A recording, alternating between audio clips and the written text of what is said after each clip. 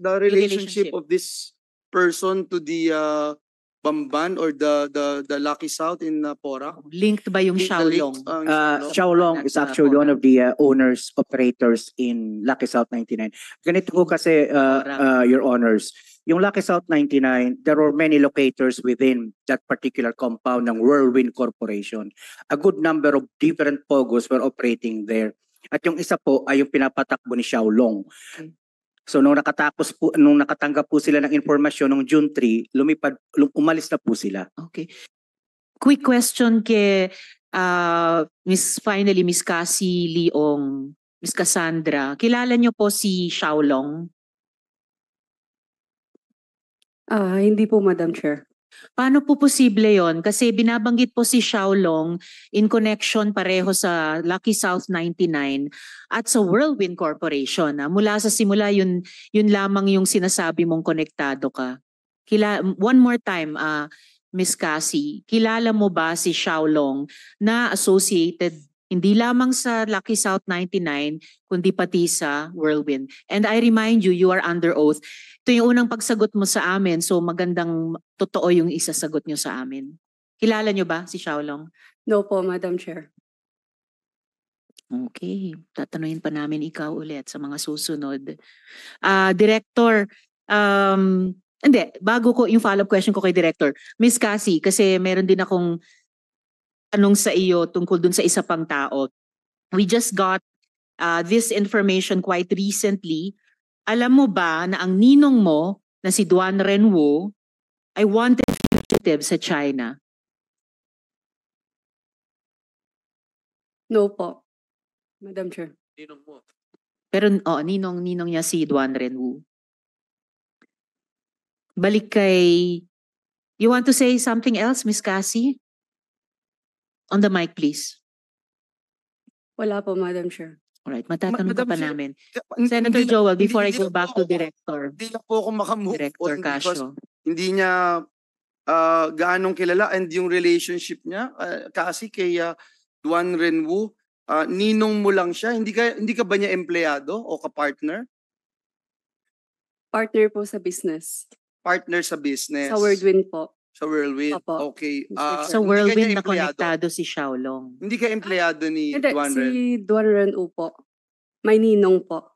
Bukod kay ninong mo na si Duan Renwu na tinatanong ngayon ni Senator Joel, yung Xiaolong na inulat ng PAOK sa Cebu ay konektado din sa Lucky South 99 at saka sa Whirlwind Corporation. Hindi ko po kilala, Madam Chair. That's impossible since ikaw ang boss sa So kasi Whirlwind. Senator Joel. my question lang is dun lang sa Whirlwind kayo magka-partner ni Duan Renwu? You mean which? Sabi mo kasi magka-partner kayo sa Opo, negosyo. sa Whirlwind po. Whirlwind. Opo. Doon lamang wala na kayo ibang pinag-partneran? Like? No, you Kung meron answer kang the negosyo question. ka, We ask the kung meron kang question. negosyo, meron ka pang ibang pinartneran, kung anong partner yon kasi magkasama kayo sa isang bahay, tama po ba? Kasi isa yung address nyo eh.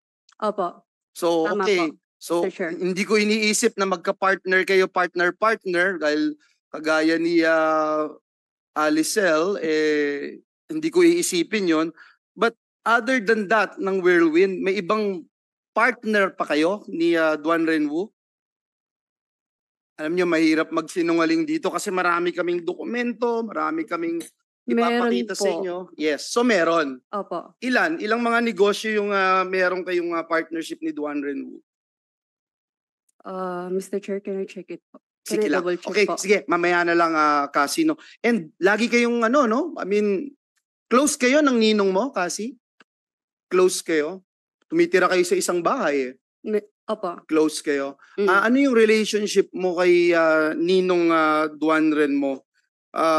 Magkasama kayo sa mga trips. For example, magkasama kayo sa trip sa Taipei. Natatandaan mo yun? Kasama si alias Alice at si Sheila. Natatandaan mo yung trip na yun? Opo. Question ko lang, bakit siya yung napili niyong kasama? Si Ninong sa isang barkada trip. Normal ba yun? Kung ang relationship mo lang Ninong? Mr. Chair, speaking of Taiwan po, parang Chinese New Year po yata yun. Yes. Opo, tapos nag-aya po yung boyfriend ko, si Wesley Go, na pumunta po sa Taiwan. Tapos po niyaya ko po siya. Kaya nga, ang tanong ko, hindi ba, normal ba yon na magyaya ka ng ninong mo, kasama mo yung boyfriend mo, na kine-claim mong boyfriend? Normal sa'yo yun? Ninong, sama ka, third wheel ka namin ng boyfriend ko. Hindi lang naman po kami, Mr. Chair. Kaya nga, normal Opo. ba yon? So normal sa'yo yun? And Chinese New Year's, tayong mga Pilipino, I'm sorry, hindi ko alam kung you're a real Filipino, hindi ka magse-celebrate ng gaya ng Chinese New Year nang hindi ka super close sa isang tao. Is that correct? You mean sino po yung hindi ko po? Si Duan Renwu. I'm talking about Duan Renwu. Close ko po siya. So close kayo talaga. Opo. So again, hindi mo alam, sabi mo that international fugitive siya, hinahanap siya, wanted siya sa ibang bansa, pero tumitira ka sa the same house with him. Yes po, Mr. Chair. Ang dahilan at sabay kayong umalis noong June 11, bakit hindi mo kasama si Duan Renwu? Bakit siya yung ang kasabay mo, hindi pala si Wesley na boyfriend mo nung June 11? Noong June 11 po, travel po going to Singapore po. Yes, bakit Opo. hindi si Wesley ang kasabay mo? Bakit si Duan Ren? Nagkaayaan lang po. Si Duan Renwu, alam mo na isang dating police officer, Chinese police officer, alam mo po yun? Yes po. Marami ba siyang tauhan na Chinese military officials na nagpunta rin dito sa Pilipinas? Sa pagkakaalam ko po, wala po. Meron po kasi, no, marami pong nandito at sila yung tinuturong notorious dun sa mga torture chambers, mga kidnapping at mga crimes that committed here. Bakit ka nasa Malaysia nga pala, Miss Cassandra, with the Guo siblings? Kasi hindi ka sumabay sa kanila papunta doon, di ba? Tama po, Mr. Chair. Bali po si Wesley Go po, nag-message po siya sa akin na magta-travel po sila going to Malaysia. Sinabi niyang tatakas sila. No. Hindi mo alam na tatakas si Sheila at alias Alice at si Sheila patungong Malaysia? No po, Mr. Chair. Sige po. Madam Chair, I will not take the time of our colleagues. I will just propound my questions later. Thank you. Salamat. Thank you din, Senator Joel. Last two questions ko sa PAOK, Yusek Cruz. Nung nakaraang hearing, nabanggit yung mga pangalan ni na Duan Renwu, Huang Ziyang at saka Zhang Jie. Pwede nyo ba kaming i-inform kung nasa saan itong tatlong tao ngayon? And magkakasama po ba sila?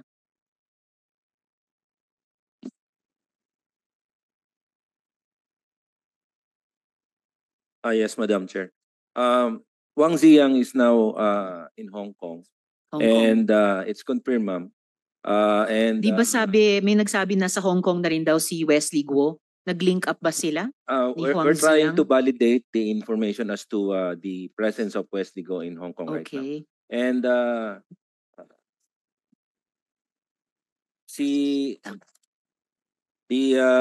Mr. Duan Renwu, the former Chinese police officer, is now still in Malaysia. Malaysia. Indonesia, sorry ma'am. Indonesia. And Zhang Jie. is still in Singapore. The one who helped Alice, former Mayor Alice Go. Siya yung in ZJ Singapore. po na nag-reserve ng mga kwarto. Yes, ma'am. That's the initial ZJ is Xiang Ji. Nasa Singapore pa po. Yes, ma'am. Okay, so hindi sila magkakasama. Quick follow-up question kay Miss Cassie.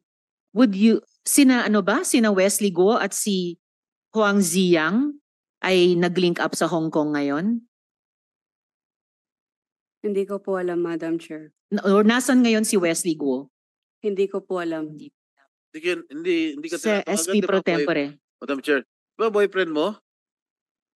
Yes po, Mr. Hindi ka Chair. natatawagan kung nasan na siya. Hindi ka worried kung nasan siya. O baka napatay na siya o ano. Kung may nangyari na sa kanya. Mr. Chair, Are yung you not concerned about his safety? Yes. Miss Mr. Cassie. Mr. Chair, yung mga phone ko po is nasa MBI right now. So wala po kaming contact. And I have new phone pero wala pong other contact po. Don't you know his number? No, Mr. Chair. Paano nagtatawag ako? Hindi mo alam number niya? Hindi ko po memorize. Paano kayo Mr. Chair. siya tumatawag sa'yo?